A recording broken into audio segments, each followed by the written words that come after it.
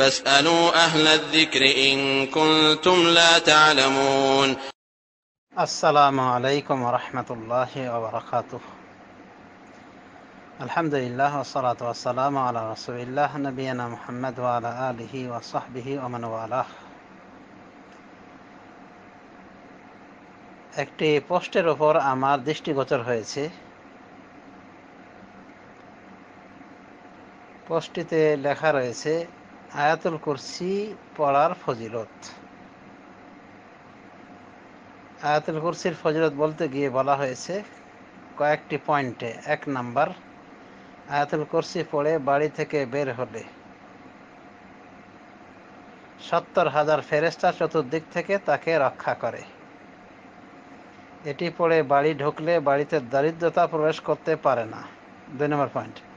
3 নম্বর, এটি পড়ে ঘুমালে সারা রাত একজন ফেরেশতা তাকে পাহারা দেন। 4 নম্বর, ফরজ নামাজের পর পড়লে তার আর বেহেশতের মধ্যে একটি জিনিসের দূরত্ব থাকে, তা হলো মৃত্যু। এবং মৃত্যু আযাব এতই হালকা হয় যেন একটি পিঁপড়ার কামড়। ওযুর পর পড়লে আল্লাহর নিকট 70 গুণ মর্যাদা বৃদ্ধি লাভ করে। 5 নম্বর পয়েন্ট। তো আয়াতুল কুরসির এই ফজিলতগুলির মধ্য হতে প্রায় সবগুলি ফজিলত জালিয়াত, মানে এর কোনো ভিত্তি নাই, সহি ভিত্তি নেই। যেমন আয়াতুল কুরসি পড়ে বাড়ি থেকে বের হলে 70,000 ফেরেশতা চতুর্দিক থেকে তাকে রক্ষা করে, এটি একটি ভিত্তিহীন হাদিস। কোনো সহি হাদিস এ মর্মে পাওয়া যায় না। এটি পড়ে বাড়িতে ঢুকলে বাড়িতে দারিদ্রতা প্রবেশ করতে পারবে না, এটিও জালিয়াত কথা, কোনো প্রমাণ নাই। এটি পড়ে ঘুমালে সারা রাত একজন ফেরেশতা তাকে পাহারা দেন, এটা ঠিক আছে, সহিহ হাদিস দ্বারা প্রমাণিত। মানে 3 নম্বর পয়েন্টের ফজিলত প্রমাণিত সহিহ হাদিস দ্বারা। ফরজ নামাজের পর পড়লে তার আর বেহেশতের মধ্যে একটি জিনিসের দূরত্ব থাকে, তা হলো মৃত্যু, এটা সহিহ হাদিস দ্বারা প্রমাণিত। অবশ্যই এর সাথে অ্যাড করে বলা হয়েছে এবং মৃত্যু আযাব এতই হালকা হয় যেন একটি পিঁপড়ার কামড়, এটা সহিহ হাদিসের কথা নয়, এটাও বলা যায় ভিত্তিহীন কথা, সহিহ হাদিস বর্জিত কথা। 5 নম্বর পয়েন্টে বলা হয়েছে ওযুর পর পড়লে আল্লাহর নিকট 70 গুণ মর্যাদা বৃদ্ধি, জালিয়াত কথা। 70 গুণ মর্যাদা বৃদ্ধি লাভ করে, এটাও কোনো সহিহ হাদিস দ্বারা প্রমাণিত নয়। লেখছে সহিহ হাদিস, মানে হাদিস সহিহ চিনে কিনা আল্লাহ ভালো জানে, বেকুফ মার্কা লোক।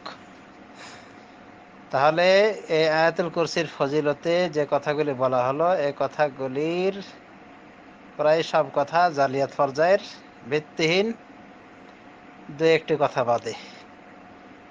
এরপরে বলা হয়েছে রমাদানে একটি হাদিস শেয়ার করলেই 70 থেকে 7 লাখ, না কত, 1,10,70,000 লক্ষ, 7 লাখই তো, 7 লক্ষ বা তারও বেশি হাদিস শেয়ারের সব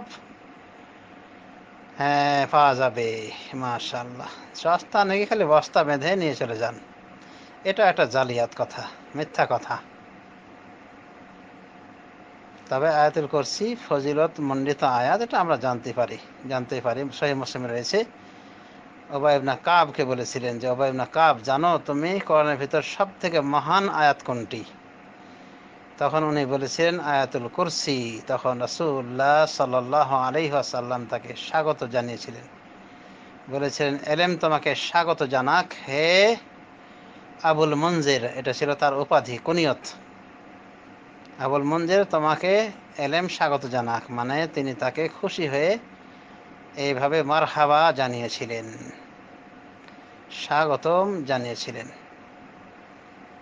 আর আয়াতুল কুরসির ফজিলতে তো বলাই হলো যে রাসূলুল্লাহ সাল্লাল্লাহু আলাইহি ওয়াসাল্লাম বলেছেন, আরবি ইবারত হলো, আরবি মতন টেক্সট হলো, রাসূল সাহেব বলেছেন মান ক্বারা আয়াতুল কুরসি দুবুরা কুল্লি সালাতিন মাকতুবাহ লাম ইয়ামনাহু মিন দুখুলিল জান্নাতি ইল্লা আল মাউত আও কামা জাআ ফিল হাদিস আন-নববী আশ-শরীফ।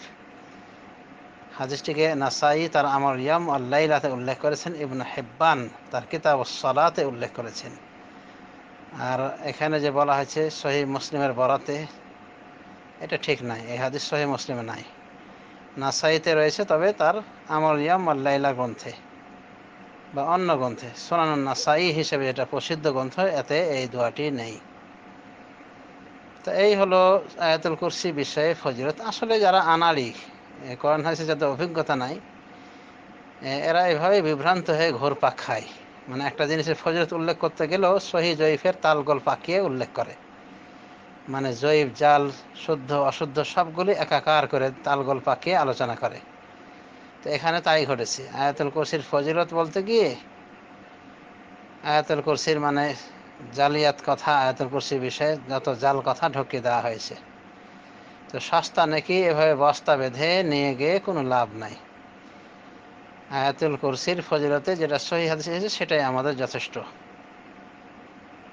আয়াতুল কুরসির ফজিলতে সহিহ হাদিসে যা এসেছে সেটাই পর্যাপ্ত এবং যথেষ্ট হওয়ার কথা। আর এসব বানাওয়াট জালিয়াত কথা দিয়ে আয়াতুল কুরসির ফজিলত প্রমাণ করার ব্যর্থ চেষ্টা আসলে নিন্দনীয়। আল্লাহ হিদায়াত করুন। আশা করি আমরা বুঝতে পেরেছি আয়াতুল কুরসির বিষয়ে শুদ্ধ অশুদ্ধ কথাগুলি, এবং এ বিষয়ে যে জালিয়াতরা জাল কথা ছড়িয়ে বেড়ায় এই কথাগুলি আমরা চিহ্নিত করতে পেরেছি, জানতে পেরেছি। আল্লাহ আমাদেরকে হেফাজত করুন জয়ীব জাল হাদিস বলা বর্ণনা করা থেকে বিনা সতর্কীকরণ ছাড়া। জয়ীব জাল হাদিস বর্ণনা করার পরিণাম বেশি ভালো নয়। হাদিসে এদের পরিণাম করুন আমরা জানতে পারি হাদিস থেকে। যেমন এখানে সহিহ হাদিসে বলা হয়েছে, মান কাযাবা আলাইয়া মুতাআম্মিদান ফালিয়াতাবাওয়া মাকাদাহু মিনান নার। যে ব্যক্তি আমার উপর জেনে বুঝে মিথ্যারোপ করবে, সে যেন তার স্থান জাহান্নামে নির্ধারণ করে নেয়। বুখারী মুসলিমের হাদিস। রাসূল সাল্লাল্লাহু আলাইহি ওয়াসাল্লাম আরও বলেন, যে এমন হাদিস বর্ণনা করে যে হাদিস মিথ্যা হতে পারে, তাহলে সে মিথ্যুকদের একজন। সহিহ মুসলিম ভূমিকা অধ্যায়। রাসূল সাল্লাল্লাহু আলাইহি ওয়াসাল্লাম আরও বলেন যে কাফা বিল মারই কাযিবান আন ইউহাদ্দিসা বিকুল্লি মা সামিআ। একজন ব্যক্তির মিথ্যুক হওয়ার জন্য এতটুকুই যথেষ্ট যে সে যা শুনবে তাই বলে বেড়াবে, অর্থাৎ কোনো তাহকিক গবেষণা ছাড়াই ওটা বলে বেড়াবে।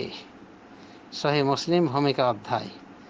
রাসূল সাল্লাল্লাহু আলাইহি ওয়াসাল্লাম আরও বলেন, ইন্নাল্লাযী ইয়াকযিবু আলাইয়া ইউবনা লাহু বাইতুন ফিন-নার। যে ব্যক্তি আমার উপর মিথ্যারোপ করবে, নিশ্চয় যে ব্যক্তি আমার উপর মিথ্যারোপ করবে তার জন্য জাহান্নামে একটি বিশেষ ঘর তৈরি করা হবে। মুসনাদ আহমদের হাদিস। ওয়ালিয়াযু বিল্লাহ। তো এই সমস্ত সহিহ হাদিস থেকে আমরা জানতে পারলাম যে রাসূলুল্লাহ সাল্লাল্লাহু আলাইহি ওয়াসাল্লামের নাম দিয়ে অপমান্য কথা, জালজয়ী ভুয়া হাদিস চালানো এর অপরাধ অত্যন্ত ভয়াবহ, পরিণাম জাহান্নাম মিলবে। আর মিথ্যারোপ করে কথা বলা, রাসূল সাল্লাল্লাহু আলাইহি ওয়াসাল্লামের নাম দিয়ে এমন কথা বলা যা তিনি আদৌ বলেননি, এরকম মিথ্যা কথা যদি কেউ বলে বানিয়ে, তাহলে তার স্থান জাহান্নাম। এ ব্যক্তিকে ইমাম জুওয়াইনি, একজন শাফি মাযহাবের বড় ইমাম ছিলেন, তিনি একে কাফের বলা দিয়ে গেছেন। তিনি মনে করতেন যে এইরূপ ব্যক্তি কাফের, মানে যে মিথ্যারোপ করে কথা বলে, রাসূল সাল্লাল্লাহু আলাইহি ওয়াসাল্লাম যা বলেননি তার মুখ দিয়ে তা উচ্চারণ করার চেষ্টা করে, মানে তার নাম ভাঙিয়ে বলে মিথ্যাভাবে। তো এই ব্যক্তিকে কাফের বলেছেন ইমাম জুওয়াইনি। তবে অধিকাংশ উলামায়ে দ্বীন বলেন যে না, কাফের নয়, তবে ফাসেক, বড় ধরনের গুনাহগার, বড় পাপিষ্ঠ ব্যক্তি, এবং যার অবস্থা আশঙ্কাজনক, মানে জাহান্নামে তার স্থান সে যেন নির্ধারণ করে নিয়েছে এভাবে মিথ্যারোপ করার মাধ্যমে। সুতরাং এই মিথ্যা কথার প্রচার প্রসার থেকে আমাদের বিরত থাকতে হবে। ওই নামাজের 15 প্রকার শাস্তি, এত প্রকার হাসরে, এত প্রকার কবরে, যেমন ফাজাইল আমলের ফাজিল কথাই বলা হয়েছে, এগুলো সতর্ক থাকতে হবে। অনুভাবে এক ওয়াক্ত নামাজ ছেড়ে দিলে 80 হকবার জাহান্নাম, আর 80 হকবার পরিমাণ হলো 2,88,000। এগুলো সবই জালিয়াত কথা। এসব মিথ্যা কথা দিয়ে মানুষকে ওয়াজ করে কোনো লাভ নাই। এর লাভ হলো নিজের জাহান্নাম নিশ্চিত করে নেওয়া। সুতরাং এই জাতীয় আজে বাজে কথা, অপমান্য কথা রাসূল সাল্লাল্লাহু আলাইহি ওয়াসাল্লামের নাম দিয়ে প্রচার প্রসার করার পরিণতি অত্যন্ত ভয়াবহ। ইবনে তাহের ফাতান্নি হিন্দি, তিনি যায়েদ ইবনে আসলামের বারাতে বলেন যে উনি বলেছেন যে মান আমালা বিখাবারিন সাহহা আন্নাহু কাযিব ফাহুয়া মিন খাদামিশ শাইতান। যে ব্যক্তি এমন হাদিসের উপর আমল করে যার মিথ্যা প্রমাণিত হয়ে গিয়েছে, সে ব্যক্তি শয়তানের খাদেম, মানে শয়তানের খেদমত করে। আল্লাহ এবং তার রাসূলের দ্বীনের খেদমত করে না, বরং শয়তানের ধর্মের খেদমত করে।